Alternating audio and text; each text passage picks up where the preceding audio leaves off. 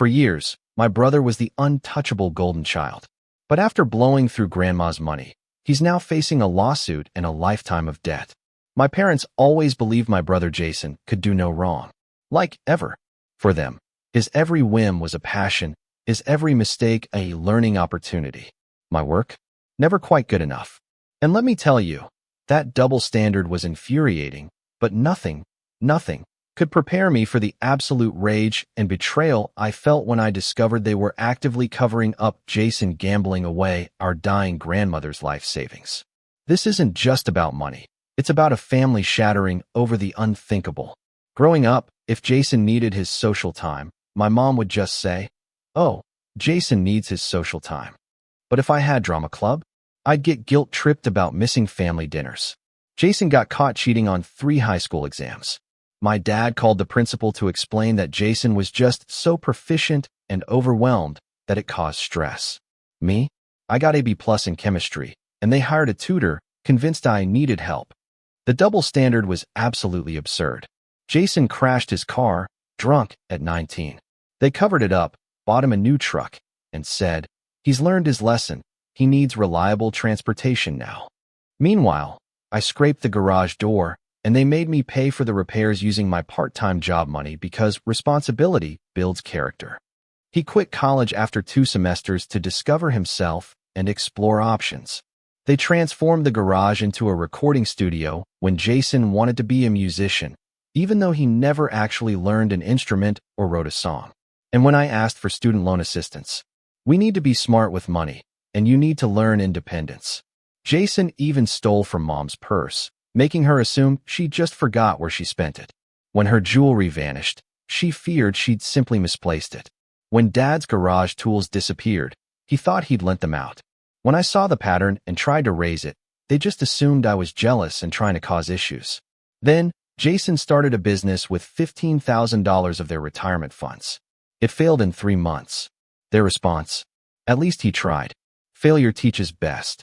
Me? I requested $750 for a professional certification course. Their response? Maybe next year, when finances are better.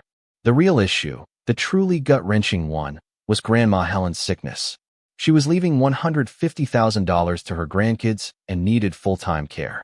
Jason, of course, became her devoted grandchild, visiting her every day, volunteering to manage her assets, while everyone else was busy. My parents praised his maturity and caring leadership. Grandma's money vanished in 3 months. Jason claimed medical and domestic expenses, but there were no receipts. He planned to buy her generic food and pocket the rest, claiming he bought organic. He even persuaded her to sign a power of attorney due to heavy expenditures. Jason was such a nice grandson that my parents never questioned anything. Who dares disagree? Grandma died 6 months later, leaving nothing when her will was read. Jason had wasted everything but $8,000. The lawyer detected irregular transactions, but Jason had power of attorney, so it was legal. My parents just said we should be grateful he spent it on Grandma's care. I was interrupted by my banker relative, Nina. She quietly observed where the money went, but she wasn't supposed to talk. Jason had moved it to various accounts and a gaming app. $150,000 was wasted in 6 months as Grandma ate generic bread and watched her stories in a cold house, because Jason thought the heating expense was too expensive. Nina had screenshots of everything. Gaming sites received Jason's account transactions promptly. Time and date matched exactly. Jason's legal power left her unsure what to do after months of documentation. I decided I had to act. I planned a family reunion. Because, I told everyone, I have important news about Grandma's estate. My parents immediately chastised me. If this was about money, then I was being disgusting and disrespecting Grandma's memory. But I didn't let them stop me. As soon as they finished, I distributed printed screenshots to everyone. Jason's personal account got $45,000 on January 10th. The same $45,000 traveled to Bet King Casino 3 hours later. January 25th, $25,000 more. Another $35,000. February 3rd, every transfer is tracked. Jason claimed the documents were private financial data, but everyone saw them. My uncle David, a cop, asked Jason why Grandma's money was going to online gambling while she was dying. Jason tried to say Grandma urged him to invest for the family. He invested via gambling. The room exploded. Uncle David got up from his chair and crossed the room in 3 steps, staring Jason in the face with that cop posture that makes people confess. Jason stumbled backward into the hallway, hands raised like David was ready to strike him. Mom cried at David to stop abusing her son. Dad suggested David should stop this. David stayed still, staring at Jason like a good interrogator, wondering if he felt stealing $150,000 from his dying granny was an investment strategy. Despite the chilly environment, Jason's lips opened and closed without releasing anything, and I could see wetness on his forehead. Mom shoved and touched David's chest, telling him she wouldn't tolerate his violence and threats in her home. Keeping the bank statement in my hand, I watched everything like a movie from my chair. Aunt Rebecca wept into her hands by the fireplace, and I heard people chatting loudly. Some doubting Jason, some supporting him, some surprised. Jason was bodyguarded by my folks. His parents on either side formed a human wall between him and the room. Uncle David backed off and observed Jason. All his jaw muscles worked. Jason looked at everyone to find an exit. Then he moved, running for the front door. He pushed Mom into the coffee table. However, Uncle David was faster. He stopped Jason before he crossed the living room, probably from police training. David crossed his arms in front of the door and refused to go until Jason explained where Grandma's money went. David again obstructed Jason's passage. Dad performed something I hadn't seen in 30 years. He pushed Uncle David away from the door with both hands on his chest and shouted to get out of Jason's path. David stood there gazing at my dad, incredulous. I nearly expected a living room brawl. The room was silent, save for Aunt Rebecca's crying. Nina explained why a check bounced in her low, calm banker's voice. She said she'd recorded every transfer after months of surveillance. Her calm voice was harsh. Jason sent money frequently, she stated. He shifted cash daily, sometimes 3 or 4 times when he lost. She had dates, times, and sums. Within 2 seconds, my mother turned from protector to assailant toward Nina. She shouted at Nina for violating banking privacy laws and damaging family confidence. She cautioned Nina that spying on Jason's finances may jeopardize her job. Nina stood with her arms at her sides and quietly stressed reporting elder financial abuse. She added, when bank employees see suspicious patterns of an elderly person's money being drained by someone with power of attorney, they're actually required by law to document it and report suspected exploitation. She glanced at my mom and said she followed work standards. Uncle David contacted a detective who investigates elder financial crimes from his pocket phone. My dad tried to take David's phone, stating, this was a family matter and we didn't need police. David lifted the phone like a toy, like kids wrestling. Dad grabbed his arm to lower it. Since they were chest to chest, red-faced, and breathing hard, I expected fists. Aunt Rebecca jumped in and forced them apart with her hands on their chests and pleading. She wept more, mascara running, saying, this wasn't helping. Jason kneeled in the living room, hands over his face and shoulders shaking. I presume his massive gulps were real. He gambled while crying. He never meant things to get this bad, assumed he could handle it, and would repay Grandma when he got rich. He looked up at everyone with tears and snot on his cheeks, and stated he was so close to winning a massive jackpot that would have mended everything. He needed another big win. My parents switched rapidly. Mom kneeled beside Jason and rocked him like a 5-year-old. It's okay, baby. You're sick. You need help, not judgment. We'll get you through this. Dad crouched and touched Jason's back. He stood and spoke to the room. He said Jason had realized he had a diagnosis, that gambling addiction is a mental disorder, and that we should treat him rather than blame him. He said real fans would assist Jason recover rather than attack him at his lowest point. I stood up with the bank statement. Some of my relatives nodded with my dad. Some looked uncomfortable, and some cried. Anyone remember Grandma eating poor food in a cold house while Jason spent her life savings? So everyone could hear, I spoke slowly and clearly. Uncle David and Nina nodded, and one of my cousins remembered Grandma moaning about the cold last winter. However, my folks thought I said the cruelest thing. Mom looked horrified and said I didn't sympathize with Jason's mental illness. Dad said I tried to punish a sick person instead of assisting. Uncle David called and turned from my dad to the kitchen with the phone to his ear. He explained the situation in his police voice. All facts. Abuse of power of attorney. Elder financial exploitation. $150,000 gambling site payments over 6 months. Some family member worked at the bank and recorded every transaction.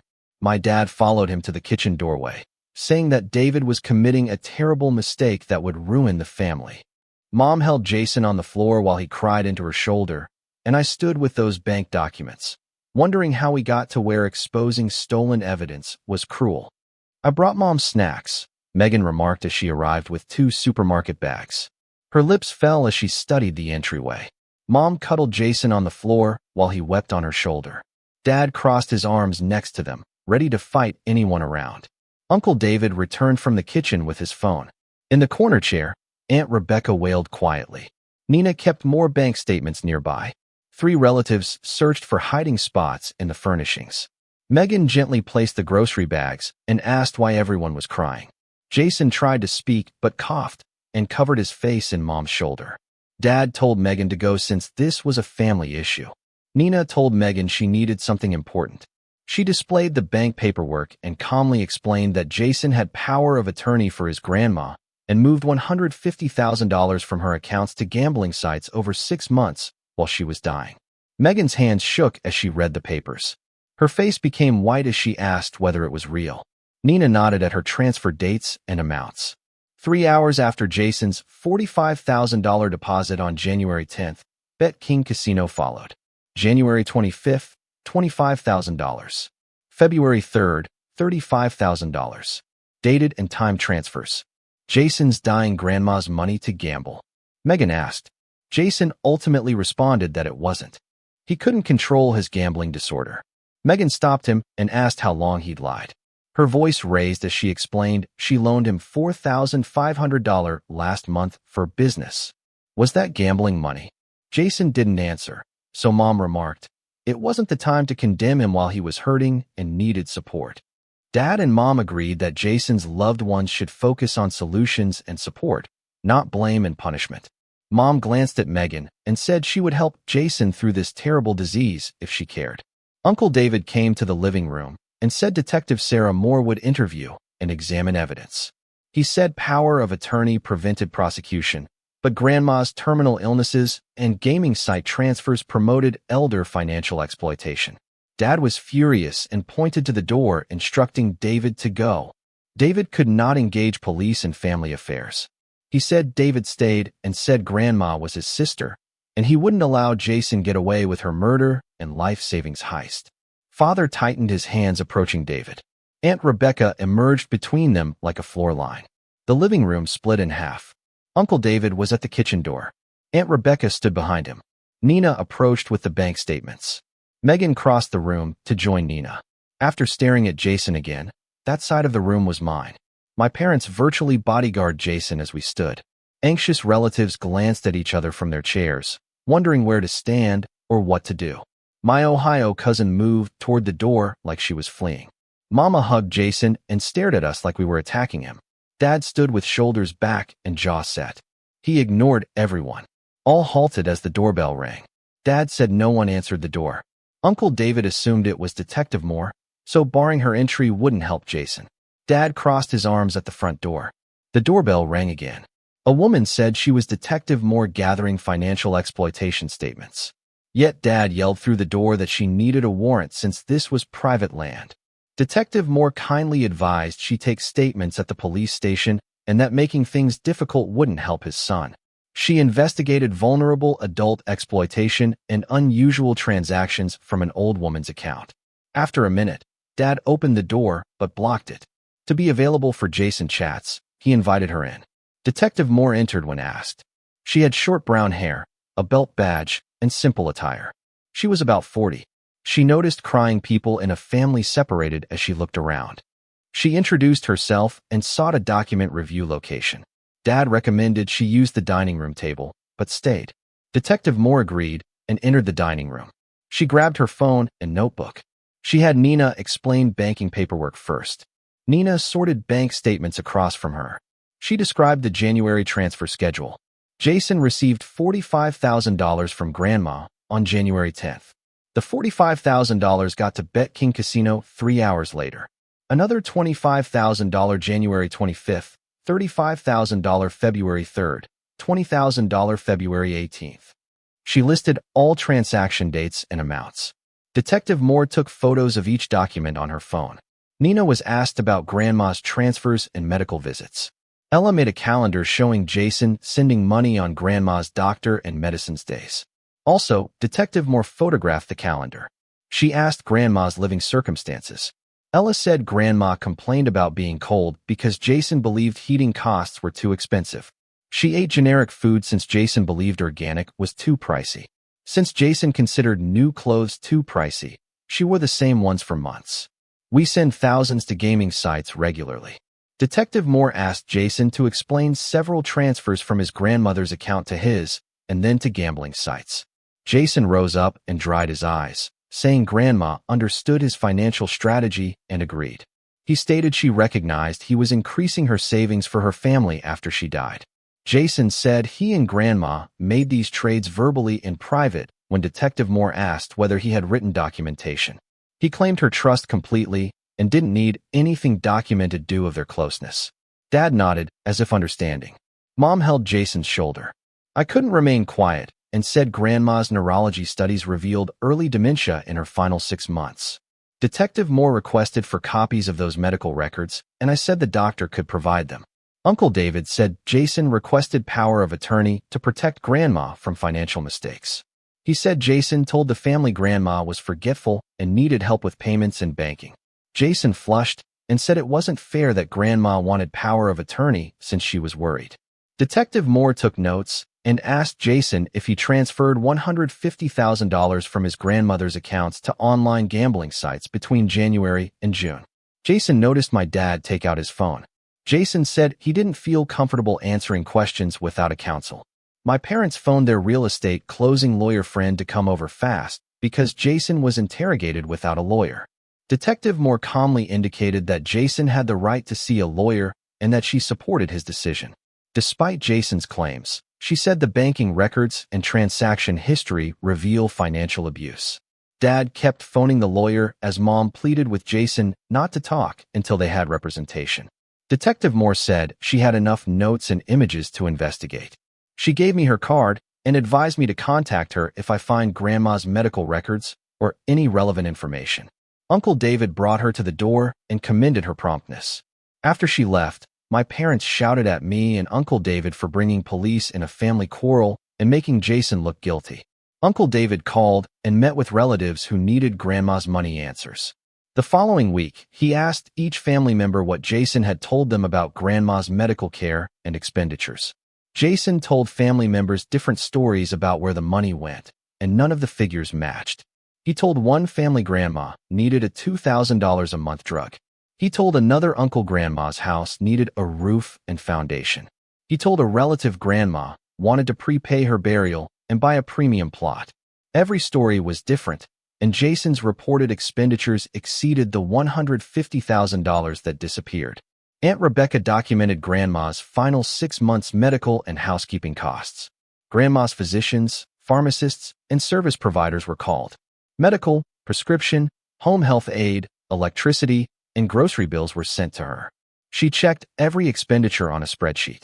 Jason squandered away at least $125,000 unrelated to Grandma's care because everything cost like $25,000.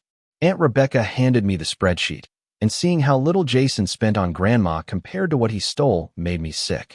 Nina informed her bank manager of the unusual transaction patterns and requested authorization to speak publicly.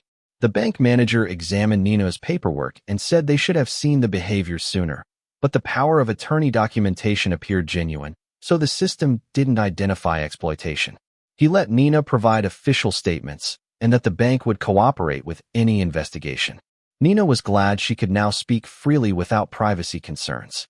I met a state dispute and elder abuse civil attorney, Mr. Thompson. His downtown office smelled like coffee and old books. Mr. Thompson, 60, had gray hair and nose-pushed reading glasses. Bank statements, Nina's timeline, Aunt Rebecca's expense spreadsheet, and power of attorney were brought. Mr. Thompson studied everything for an hour, asking several questions about Jason's relationship with Grandma and the time frame. Jason's power of attorney gave him legal access to Grandma's cash, limiting criminal punishment, but civil action for breach of fiduciary duty was more likely. Gambling with power of attorney money violates that obligation. Rereading the material, Mr. Thompson decided, we had a strong case that Jason violated his fiduciary responsibility by using Grandma's money for personal benefit instead of her care. He explained civil litigation and recovery. He said legal fees could reach $6,500, and Jason may not recover anything if he has no assets. He added, even if we won the case and got a judgment, collecting money from someone who's broke and has gambling debts is extremely difficult. Mr. Thompson said, it depends on whether we want justice and responsibility or money back. Even if you never collect, a court decision may be important. I suggested discussing cost sharing with Uncle David. After explaining the situation, Uncle David agreed to pay half the attorney fees because it wasn't about money. They wanted Jason to receive real consequences. We knew my parents wouldn't sue their golden child. Calling Mr. Thompson again, I said we would sue civilly. He needed a $6,500 retainer from each of us to start paperwork. My mom called crying that afternoon to ask me not to sue Jason. She said a lawsuit would destroy any chance of healing and moving forward as the family was already broken. Jason ruined the family by stealing from Grandma and letting her live in terrible conditions while gambling away her life savings. Mom said I was cruel and vindictive and would regret it when our relationship was too damaged. Dad emailed me and Uncle David saying suing Jason would be harassment and that they would contact their attorneys about countersuing. He stated they had documentation of their years of help and that we were insensitive by targeting their child. The email showed me family separation wasn't temporary or fixable. It persisted, worsened. David forwarded Dad's email to Mr. Thompson. Mr. Thompson questioned countersuit risk. Mr. Thompson said it was a mere threat to terrify us and that we may sue for fiduciary breach. He encouraged me to document parental interactions in case harassment escalated. I handed Mr. Thompson half the retainer, and Uncle David paid the next day. Jason hired criminal defense attorney Richard Crane 3 days after we paid the fee. Uncle David learned via police contacts before my parents. Mr. Crane soon informed Detective Moore that Jason's gambling addiction was a mental illness that hampers his judgment and decision-making. He said, Jason's addiction prohibited criminal intent. Detective Moore told me this was a common financial exploitation method to reduce or avoid charges. She advised utilizing the pattern of lies and cover-ups to prove that Jason knew he was wrong, yet did anyway. Parents clung to this narrative. Within a week, they convinced everyone Jason was ill and needed pity, not punishment. Mom commented on Facebook about assisting family members with addiction and understanding it as a medical condition, not a moral failure. Even without naming Jason, everyone knew her meaning. Many relatives who didn't know Grandma's money story appreciated her guts and standing up and supporting her son. Every time I saw a comment on my parents' warmth and understanding, I wanted to scream. I spent the weekend documenting Jason's deception and manipulation. Dad called the principal to apologize for high school cheating. His drunk driving accident was quieted, and he acquired a new truck. The failing corporation lost $15,000 in retirement savings when he stole Mom's wallet or Dad's tools. The never-used recording studio they built. I documented every double-standard explanation and penalty I received for little mistakes while Jason got away with major ones. A 12-page document featured dates and events.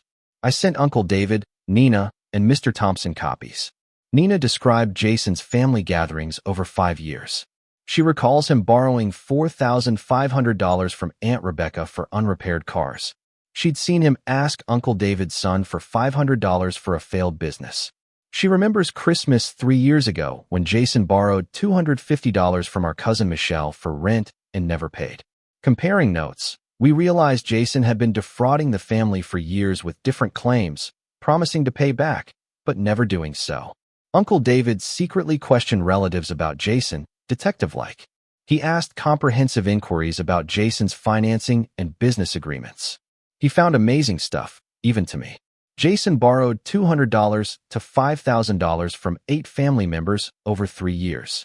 Nobody got $25,000 back. Each person gave Jason a different excuse for wanting money. cash flow concerns, a rapid investment opportunity, medical bills for a health situation he never told our parents about, and car repairs after an accident. Every story was crafted to inspire urgency and sympathy without verification or follow-up. Uncle David's spreadsheet recorded dates, amounts, and Jason's stories. We told Detective Moore in her downtown office. Her desk contents were scrutinized for a long time without speaking. She glanced up and said this proved Jason's financial manipulating past, strengthening that case. She claimed Jason's attorney may say Grandma's event was a unique case of gambling addiction gone awry. The years-long practice showed intentional misrepresentation for personal gain. Jason could lie, weave great stories, and avoid detection. Addiction resistance decreased when the person committed planned scams while unwell. Detective Moore stated she was preparing a file that would make Jason's claims of incomprehension and uncontrollability difficult. My parents found Uncle David's family interviews. I don't know who told them, but Dad's account emailed the extended family. I, Nina, and Uncle David were accused of witch-hunting Jason and ruining the family. In the email, family unity and false accusations added. We were harassing vulnerable family members and manipulating them into making statements against Jason during his time of greatest need. It stated, we were envious and bitter and failed to grasp that addiction is a disease that needs treatment, not punishment. The memo ended by imploring everyone to remember family ties and resist money and misconceptions that might tear the family apart. In all, I read it 3 times. They depicted themselves as victims and Jason as oppressed. Relatives wrote to support my parents and pray for family healing. Some quietly said they backed us and knew Jason's conduct. Family division increased daily. 3 weeks after the family meeting conflict, my mom sent another group email saying Jason had joined a 30-day gambling addiction treatment facility 2 hours away. She thought Jason was taking responsibility and getting therapy. The email advised Jason to stop suing while in treatment and focus on recovery. Family support is crucial for addiction rehabilitation, and punishment often leads to relapse. Emailing Mr. Thompson, I asked if Jason's treatment harmed our civil case. I was called within an hour to say therapy doesn't erase civil liability for fiduciary duty violation. He said Jason's lawyer may bring it up to evoke compassion, but it didn't change whether Jason owed restitution for the money he stole. Thompson said he was ready to sue, and we shouldn't wait. Jason and my parents had several chances to apologize. Yet, they assaulted us. He sued for $210,000 in stolen funds, interest, and legal fees. The next week, Jason was accused of fiduciary misconduct, gambling site transfers, and financial harm to Grandma's estate and beneficiaries. 2 weeks later, Jason's attorney, Richard Crane, submitted a brief saying that Jason had no assets to recover and that the action would divert him from addiction therapy. The motion included financial evidence suggesting Jason had huge indebtedness. Relapse may come from the lawsuit's punitiveness and psychological trauma. It stated, the action requested dismissal or a delay until Jason recovered from therapy. Following event boiled my blood. My parents volunteered to pay Jason's legal defense. Due to frugality, their parents couldn't help with my education debt. The same parents who recommended next year, when I sought $750 for a professional certification, their finances increased sufficiently to employ a criminal defense attorney to help Jason avoid prosecution for stealing $150,000 from Grandma. The extreme hypocrisy confused me. Mr. Thompson liked this since it showed my parents had resources. They said they didn't. They protected Jason from punishment to express their support. We will respond to the motion and proceed regardless of their financial assistance for Jason's defense, he said. 2 weeks later, Mr. Thompson officially requested Jason's financials, career history, 3-year bank statements, and asset identification. Jason's attorney, Richard Crane, delivered boxes of unorganized paperwork to look through. For 3 evenings at Mr. Thompson's office, I highlighted Jason's bank statements and credit card bills, transfers, and cash withdrawals. I noticed invoices for places Jason couldn't afford on his contact center wages, online gambling site purchases under multiple identities, and unpaid credit card cash advances.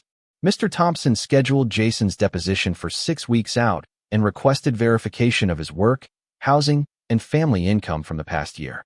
Megan's account transfer was detected. It showed on Grandma's bank statement 3 months before her death. Jason sent $35,000 to Megan's account with the note line, "Payment for business consulting services." I immediately phoned Megan to ask about Jason's contribution last year. She stopped before asking what I was talking about, so I explained the discovery documents. Megan said Jason ordered her to deposit company money in her account for tax purposes. Thinking it was company revenue, she spent $12,000 on auto repairs and Mom's medical bills. She cried on the phone when I informed her the money came from Grandma's accounts and swore she had no idea and would repay every penny. Mr. Thompson ruled Megan wasn't liable since she took the money in good faith without knowing its source. But her willingness to return it showed Jason lied about Grandma's money. Megan refunded the remaining $20,000 within 2 days and wrote about Jason's financial lies. Jason flooded my phone with texts 3 days after that conversation. First, he apologized and sought a second chance. The second message, 20 minutes later, said I was wrecking his life and delaying recovery. After 3 messages, if I really cared about family, I'd drop the lawsuit and give him space to heal. Over the next week, I got 30 SMS apologizing and blaming me for tearing the family apart. Jason claimed I was spiteful and callous, preferring money above my brother, and Mom sobbed every day because of me. He said, I'd regret it when he relapsed since the litigation was holding him back and my fault. Despite not answering, I screenshotted and backed up all texts 3 times. He said they revealed Jason's duplicity and lack of remorse for stealing from Grandma. He said manipulators move between apologies and blame, which would help in court. A week passed before the texts stopped. Mom phoned me Tuesday night and started crying before saying hello. She asked me to drop the lawsuit because seeing the family breakup was hurting her. She said Jason learned his lesson and was getting therapy. So legal action was retribution, not justice. After 5 minutes of listening, I questioned her directly. I stated Jason stole $150,000 from her ill mother-in-law and wasted money while Grandma was poor. Does she think Jason should be punished or treated and move on? Mom was quiet before admitting Jason did wrong, but she said he was sick and punishing him wouldn't bring Grandma back or get the money. She said, I prioritized money before family and would regret cutting these relationships later. I knew from that conversation that my mom would never punish Jason. Keeping in touch with my parents meant accepting their story of Jason as a sick victim rather than a robber who took from a dying woman. I asked Mom some time to think about our relationship. She wept harder, saying, I abandoned the family like Jason. After the talk, I sat in my car for 20 minutes to process.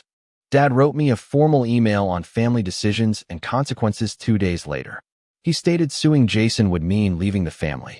The email described their aid with my first year of college before I got scholarships, the automobile they co-signed for me when I was 22, and my stays with them between locations.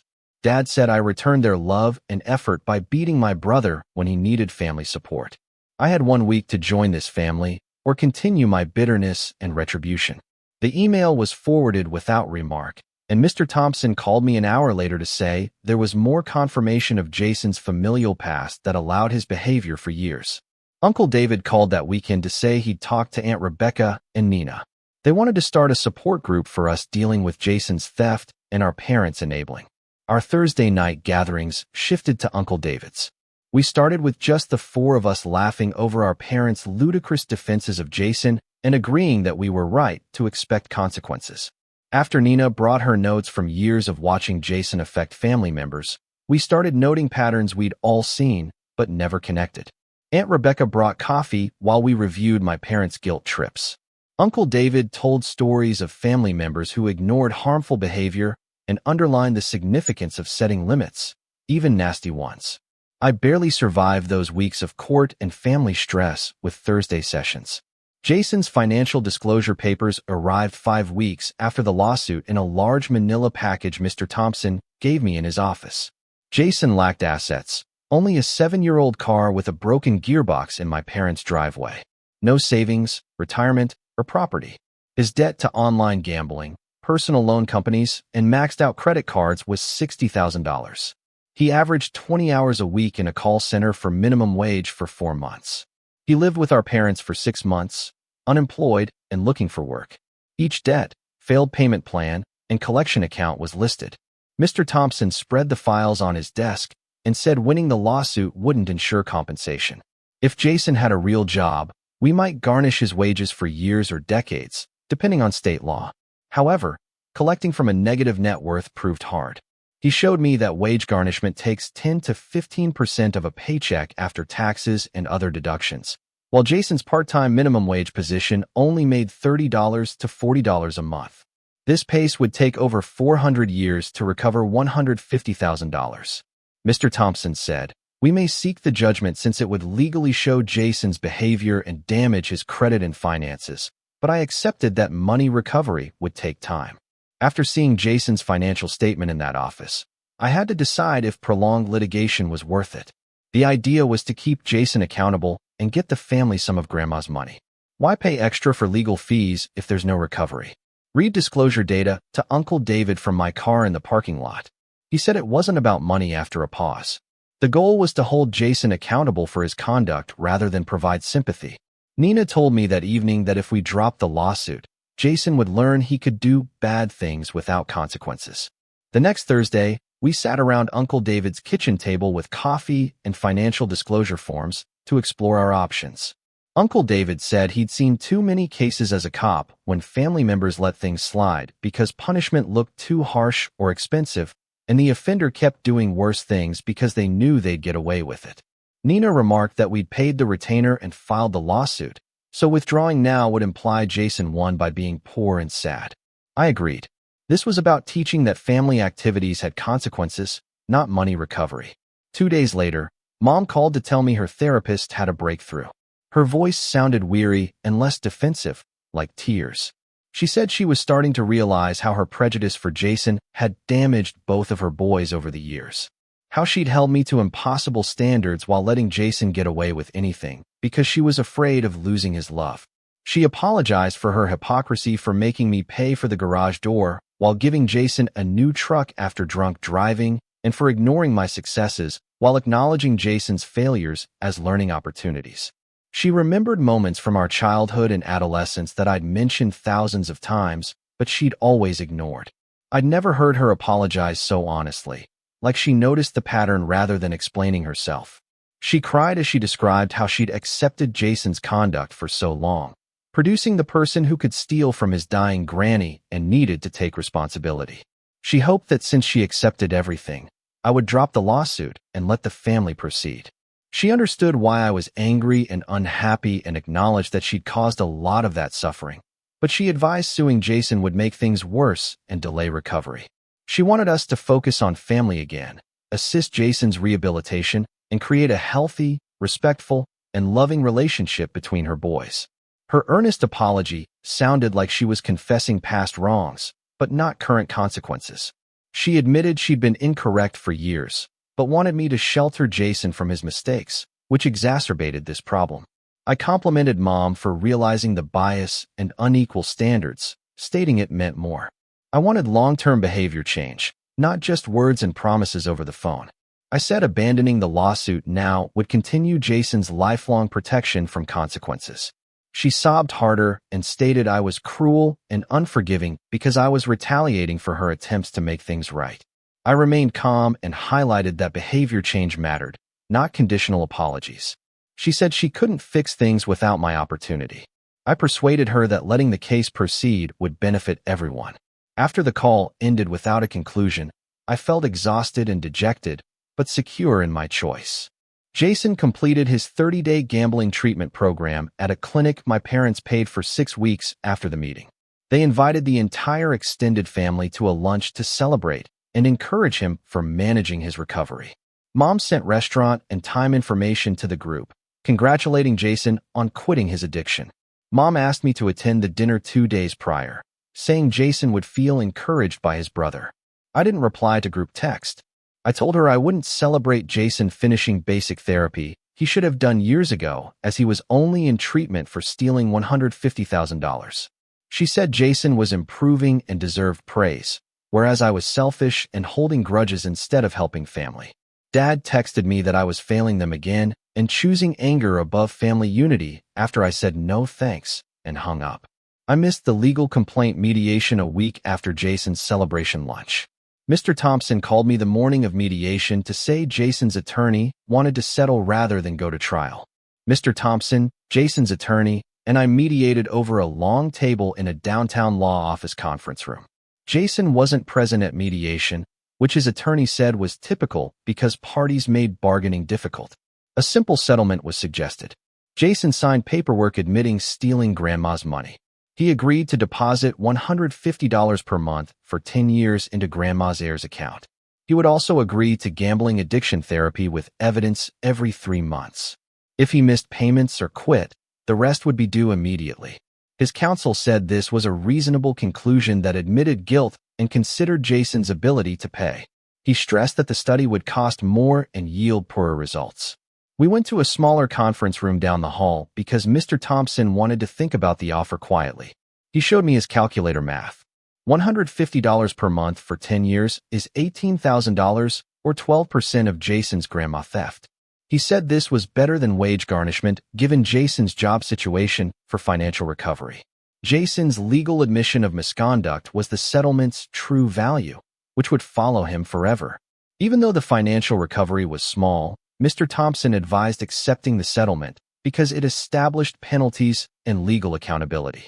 He also noted that going to trial would cost $6,500 with no guarantee of a better outcome, and that courts favored defendants who confessed guilt and presented fair payment plans. I called Uncle David from the conference room and read him the settlement conditions, including the acknowledgement of culpability and compensation. He put me on speaker so Nina could hear, and we argued whether Jason was getting off easy for taking such a small payment. Nina found $18,000 insulting versus $150,000. We already knew Jason had nothing to steal, so Uncle David said this was more about admittance than money. After a long pause, Uncle David suggested we should accept it when I asked what they thought honestly. He stated that Jason's formal admission of violating fiduciary responsibility would be on his permanent record, damage his ability to have power of attorney or manage others' funds, and prove he took from his dying grandma. That on record was better than litigating for years over money we'd never obtain, Nina agreed. We concluded this was about setting sanctions and documenting Jason's admission in a way that couldn't be contested or reduced, not full financial recovery, which was unachievable given his position. Mr. Thompson's office hosted the signing the next week. Jason, his attorney, and my parents looked like they were at a funeral, not their son confessing to stealing from his dying grandma. With only 6 people at the table, the conference room felt smaller. Mr. Thompson read the settlement documents to Jason. Jason Young, you acknowledge that you breached your power of attorney duty to Dorothy Young. You took $150,000 from her online gaming accounts between January and June. When Jason took the pen, his hand shook. He left and signed each document as his attorney instructed while my mom grabbed his shoulder. His admittance was now formal and unchangeable. Mr. Thompson collected the completed documents and made copies for everyone, while Jason stared at the table and my parents looked at me like I'd ruined their son's life instead of just holding him responsibility for grandma's. My parents called 3 days after signing. Dad spoke largely as Mom cried. They sought to discuss payment terms since $150 a month would prevent Jason from recovering financially. Maybe we could cut it to $75 or let them pay. I reminded Dad that Jason had to pay and that third-party payments would void the deal. He hesitated and said I was too harsh while Jason was fighting his gambling addiction and repairing his life. I told him Jason spent $150,000 while Grandma ate generic bread at home, and that $18,000 over 10 years was simple. Mom answered the phone and wept because I placed money before family and that she didn't teach me to be that cold and rude. I hung up when she asked why I couldn't move on. I gave my parents explicit restrictions 2 months after the explosion. I'd attend Thanksgiving and Christmas with extended relatives. Smaller celebrations honoring Jason for grown-up tasks like working or not gambling wouldn't interest me. They constantly protected Jason and criticized me, so I never discussed the lawsuit or settlement with them. I specified the boundaries in an email to avoid interruptions and fights. Mom called within an hour and spent 20 minutes asking for flexibility. My rigid boundaries were another method of harming Jason and them. She continued, families should forgive and move on. I emphasized that these were my terms for any connection and that I wasn't bargaining. She said I'd regret it later and hung up crying. Mom always challenged limits. She phoned every few days with a fresh reason to be kind. For Jason, Having me for his birthday dinner would be special. He recovered well. Jason was promoted at work, so they celebrated. Can I visit for an hour? She texted photos of family events I missed and apologized. Dad accepted the boundaries but made passive-aggressive comments when we met. He stated 3 times throughout Thanksgiving how lovely it was to be together without tension. When I helped clean up after Christmas dinner, Dad said family loyalty and forgiveness used to be important. 2 times I ignored the bait and exited the chat. Later, Uncle David and Aunt Rebecca became my closest relatives. We started Tuesday night dinners at their house, and they called on weekends. Over the week, Rebecca emailed me funny memes and articles. David invited me to Tigers and baseball games my parents wouldn't attend. They limited Jason topics with my parents and refused to participate when Mom or Dad complained about my rigidity or tried to reason with me. Rebecca claimed her mother called her crying one night to tell her families should stay together. Rebecca cautioned Mom that sticking together doesn't mean avoiding consequences and that Grandma may still have her finances if they'd held Jason accountable years ago. Her mother also hung up. Other cousins who supported accountability at the family reunion continued in touch with me, and we formed an unofficial coalition of people who refused to pretend everything was fine. Nina and I bonded over everything. We had supper once a month at a Thai restaurant midway between our flats and spoke about family and our constraints. She told me she was upset with Jason getting away with everything as a child because nobody cared. I told her about years of double standards and feeling like nothing I did was good enough. My parents had misled us for decades into thinking we were the problem. It was crucial that Nina introduced me to Chris, a construction worker, before telling my parents. She wanted trustworthy people to meet him before my parents made assumptions and difficulties. Chris was gracious to her when we took him to Thai. A month later, Nina informed my parents about Chris, and Mom asked when they were engaged and whether she had planned her wedding style. Nina abruptly told Mom to ease down. After 8 weeks of dating, I started seeing a therapist 3 months after the incident to work through my complex family issues. I was enraged, heartbroken, and perplexed why my parents chose Jason above honesty and accountability. A therapist helped me recognize I was grieving Grandma and the concept of having parents who would do what's right above comfortable.